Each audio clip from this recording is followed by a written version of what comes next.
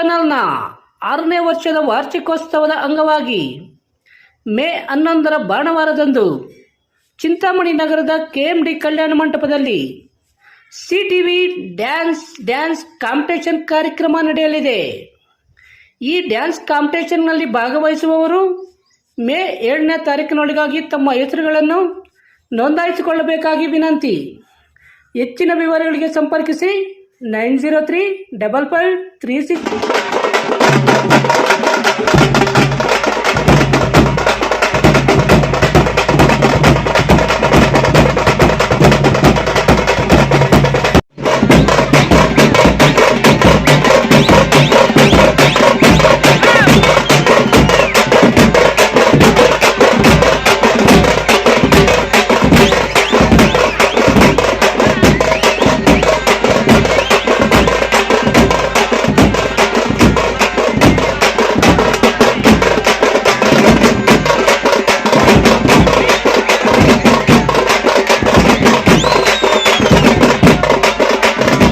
ಚಿಂತಾಮಣಿ ತಾಲೂಕು ಪೆದ್ದೂರು ಗ್ರಾಮದಲ್ಲಿ ನೆಲೆಸಿರುವ ಶ್ರೀ ಮಹಾಗಣಪತಿ, ಶ್ರೀ ಲಕ್ಷ್ಮೀ ವೆಂಕಟೇಶ್ವರ ಸ್ವಾಮಿ, ಶ್ರೀ ವೀರಾಂಜನೇಯ ಸ್ವಾಮಿಯವರ ವಾರ್ಷಿಕ ಬ್ರಹ್ಮರಥೋತ್ಸವ ಹಾಗೂ ಪೆದ್ದೂರು ಜಾತ್ರೆಯ 21ನೇ ವಾರ್ಷಿಕೋತ್ಸವ ಸಂಭ್ರಮ ಸಡಗರದಿಂದ ಅದ್ದೂರಿಯಾಗಿ ನಡೆಯಿತು.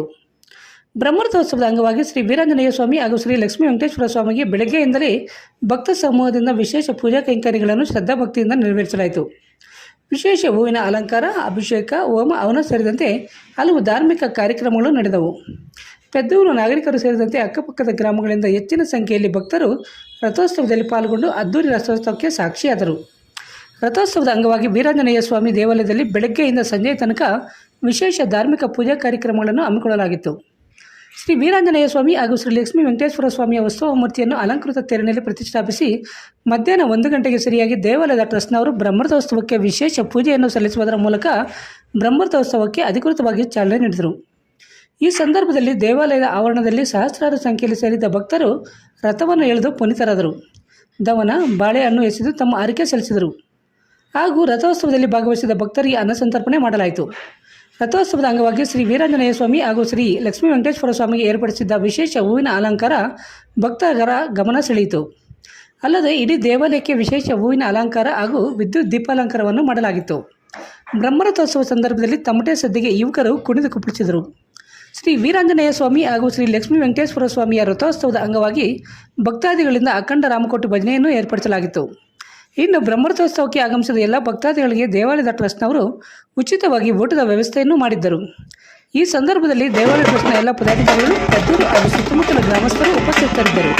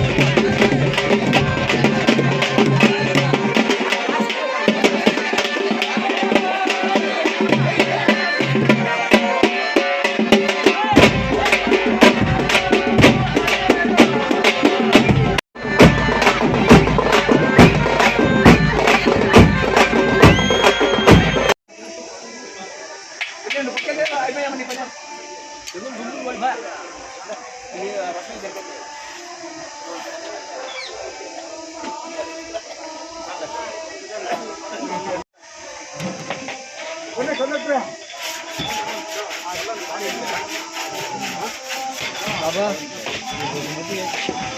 ये भैया मेरे आगे क्या कर सुने